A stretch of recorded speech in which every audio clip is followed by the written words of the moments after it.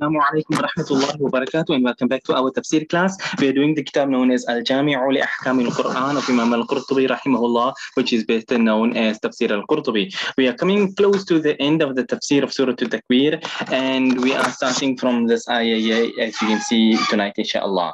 So let us begin. Bismillahi walhamdulillahi wa salatu wa salamu ala rasulillah wa ala alihi wa sahbihi wa man wala.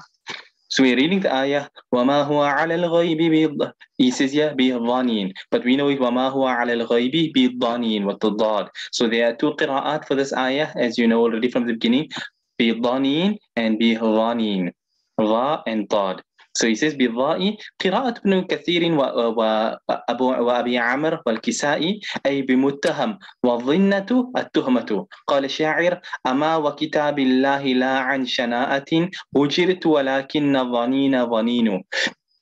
So firstly the ayah وَمَا هُوَ عَلَى الْغَيْبِ بِضَنِينَ or بِضَنِينَ. So what does بِضَنِينَ with the dha mean? So وَمَا هُوَ, and he, meaning Rasulullah sallallahu alayhi wasallam, is not dhaneen of the matters of the unseen. So when we did the translation of the original ayah in the qira'ah that we know, the qira'ah of Imam Hafs rahimahullah, it is bidhaneen with a dad, meaning that Nabi sallallahu alayhi wasallam is not stingy and does not hold back the news of the unseen.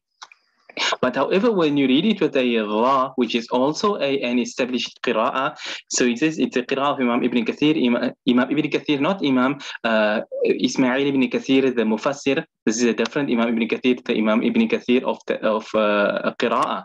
So that Imam Ibn Kathir, Imam Abu Amr, and Imam Al-Kisai, they read it as bi'adhani. And when you read it with a ra, the meaning has a slight difference, in which case it means bimuttaham.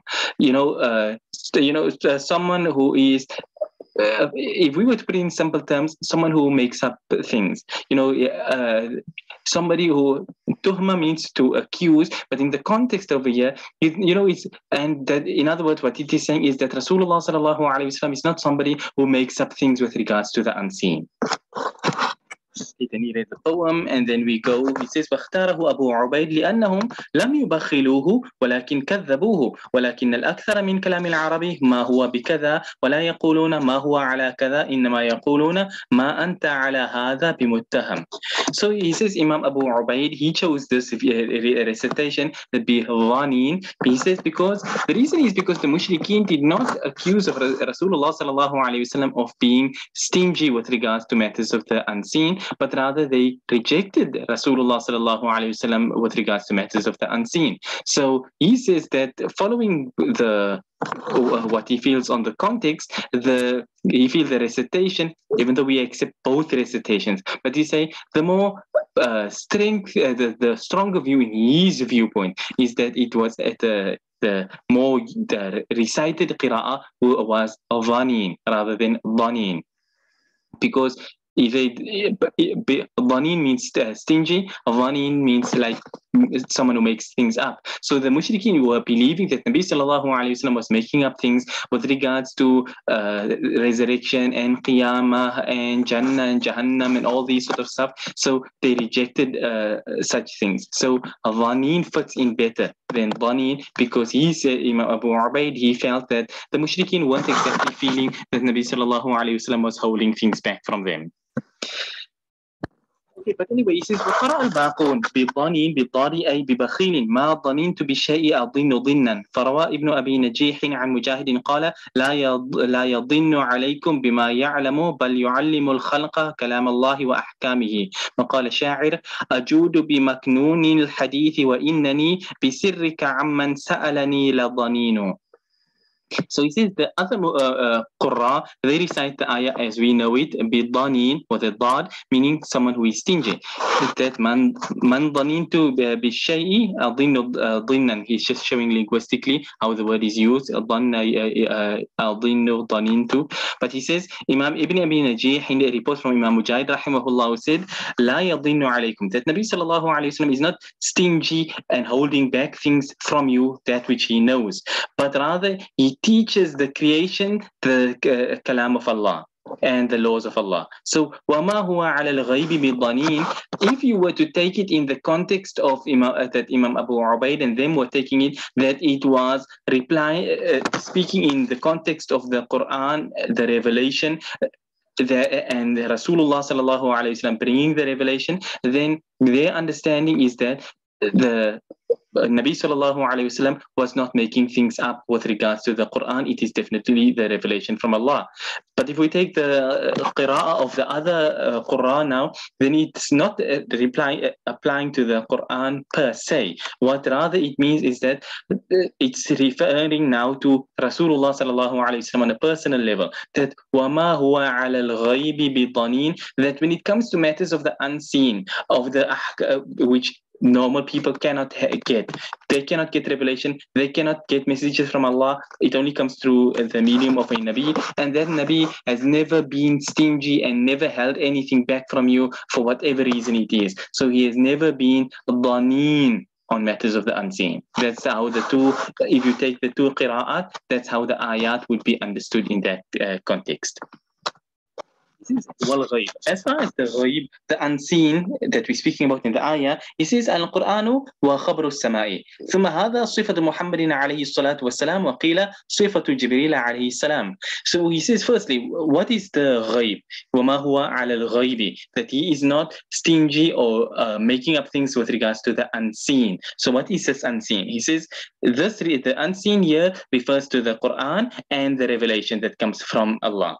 He says, furthermore, this description is the description of Rasulullah sallallahu alaihi wasallam, that وَمَا هُوَ عَلَى الْغَيْبِ بِالضَّنِينَ, that he, meaning Rasulullah sallallahu alaihi wasallam, is not making things up and is not stingy to tell you the revelation. And the other interpretation is, it's a description of Jibreel alayhi salam, that Jibreel alayhi salam is not making his own things up, nor is Jibreel alayhi salam someone that holds back and is stingy to give off the revelation which he has been entrusted. So that's from that part. But moving on further with regards to Dhaneen and Zhaneen, he says وقيل بضنين بضعيف حكاه الفراء والمبري يقال رجل ضنين أي ضعيف وبئر ظنون إذا كانت قليلة الماء. قال الأعشى ما جعل الجد الظنون الذي جنب صوب اللجب الماطر مثل الفرات إذا ما طمى يقذف بالبوص والماهر. Okay, second meaning for Dhaneen. Dhaneen first we took as somebody who makes things up. The second meaning of the same word Dhaneen also has another meaning, which is da'if. Dhaneen can also mean weak. So he says, this is mentioned by Imam Al-Farra and Imam Al-Mubarrid. They said a rajulun dhaneenun. When you say like rajulun da'if, when we do in our Arabic classes, so rajulun dhaneen would be referred to a man a weak man. He says wabi'ru dhanun, a well which is dhanun, meaning when you have a well that has a little bit of water in it. So it's weak in the sense that it's not full of water. So that's another meaning for dhaneen, is also weak. Now he goes on, he says وَالظَّنُونَ الدَّيْنُ الَّذِي لَا يُدْرَى أَيَقْضِيهِ آخِذُهُ أَمْ لَا. ومنه حديث علي عليه السلام رضي الله عنه في الرجل يكون له الدين الظنون قال يزكيه لما مضى إذا قبضه إن كان صادقا. So he's giving another meaning for the word dhanun. He says it is that debt الذي لا يدرى, that debt which you don't know, will it be discharged by the one who takes it or not.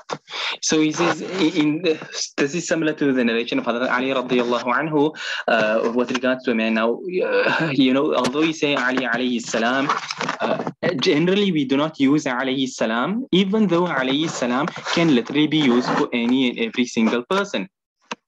For example, you say sallallahu alayhi wa alihi wa ashabihi wa sallam. You are not saying sallallahu alayhi wa sallam. you are saying that you're sending salawat upon Rasulullah sallallahu alayhi wasallam, the Ahlul Bayt, the Sahaba, and those who follow Rasulullah sallallahu alayhi wasallam, etc., etc., etc., as you add all the various things in when you're making your durood in that manner. So therefore, it shows that there is not a problem technically with saying it. However, on account of the fact that you have the Shia who put the Ahlul Bayt as being like Anbiya in their own right, therefore as Ahlul Sunnah we do not use such terms. Even though there is no harm in this term, but in order to avoid being seen as being Shia and avoid using terms that can lead the normal man to misunderstand things, therefore we stick to the normal terms of radiyallahu anhu when it comes to normal people. That's why you'll even find at times they'll say Imam Abu Hanifa radiyallahu anhu, even though Imam Abu Hanifa was very far from being a Sahabi. But out of respect, you can still say radiyallahu anhu for people. But we make this distinction. We say alayhi salam for Anbiya, radiyallahu anhu for Sahaba, rahimahullah for everyone else thereafter. Anyway, so you were speaking now Dhaneen and Zhaneen, just to show the word Zhaneen, but this is a matter of ikhtilaf between the madhahib with regards to a person, he owes a debt. Now, there's ikhtilaf between the madhahib, Hanafi, Shafi'i, Maliki, Hanbali. There's essentially three views between the madhahib on this matter. Does the person give the zakah of if he has the money in his possession and he don't know will the creditor come to take the money? Does he give the zakah on it, or does he wait for the creditor to come take it? So one will say he must give the zakah, other one will say he will wait till the so differing viewpoints in that regard. So we're not going to delve really so much into the fiqh part of things, because after all, Imam Al-Qurtubi rahimahullah is a Maliki and we are Hanafi. So anyway, he goes on further. He says, وَالظَّنُونَ الرَّجُلُ السَّيِّئُ الْخُلُقِ فَهُوَ لَفْظٌ مُشْتَرَكٌ. He says, lastly, given another meaning of the word of Dhaneen, which means a man of as-sayyi'ul khuluq, a person with bad character. So he shows that the وَمَا هُوَ عَلَى الْغَيْبِ بِظَنِينَ, if you take it with Dhaneen, this word Dhaneen, ظَنَّ, يَظِنُّ, ظَنِينٌ, ظَنُونٌ, it's the same root word. So he says that this is a word which has many different meanings, shared meanings. So it can mean this, it can mean that, it can mean that, it can mean that, because the word itself is so broad that it can have multiple meanings. Okay, moving on, he says in the next ayah, وَمَا هُوَ يعني القرآن بقول شيطان الرجيم أي بمرجوم ملعون كما قالت قريش. قال عطاء يريد بالشيطان الأبيض الذي كان يأتي النبي صلى الله عليه وسلم في سورة جبريل يريد أن يفتنه. So he says وَمَا هُوَ, meaning this Quran is not the qawl of shaitan al-rajim, it's not the word of the accursed shaitan.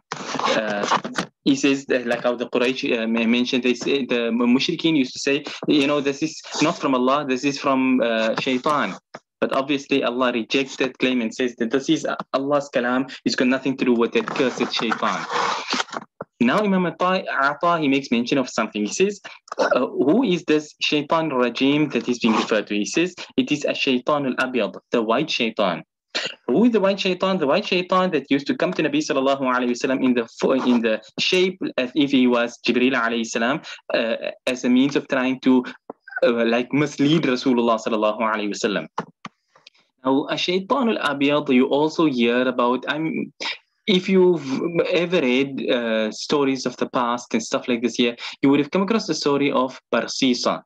Barsisa, the monk, who lived there in his cave and he worshipped Allah and everything of the sort and all that sort of stuff. Till Shaitan came and led him off the path and led him into uttering kufr and murder and zina and everything all like that. The story of Barsisa, the Shaitan in that case, as is mentioned in some of the stories, is known as a Shaitan al-Abyad, the white Shaitan. And if you actually read the story itself, Shaitan really pulled out all of the stops in that situation when he came and he took on the form of an old man like a monk, and he made salah for 40 years, I think, or I can't remember what it, 40 days or 40 or a year or some lengthy period. He made salah whole day and fasted the whole time with Barsisa like this. And he played the long game. and then he went to the town and he took on another form, and he now came up with a new thing, like when shaitan touches a person and the person get like an epileptic fit, and he's like saying, no, the only one who can treat them is so and so. And then he had taught Barsisa these words, that if you recite it on a person, the person will be cured. So he had it, and a man got sick like this, and he said, shaitan now taking on a new form, he said, you have to take this person to this monk. The monk will be able to cure him. Took them there, Barsisa read the word, boom, and the person was cured, like a ruqya.